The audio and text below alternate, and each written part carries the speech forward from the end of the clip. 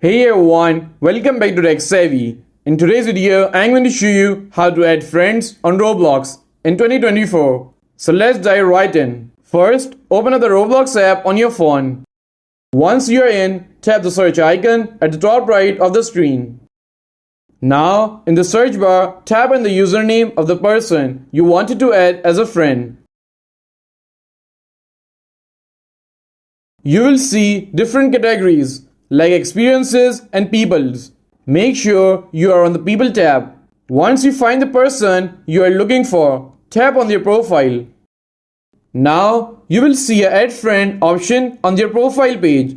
Just tap that and your friend request will be sent. And that's it. Now you know how to add friends on Roblox in 2024. If you found this video helpful, please give it a thumbs up and don't forget to subscribe to Tech Savvy for more helpful content.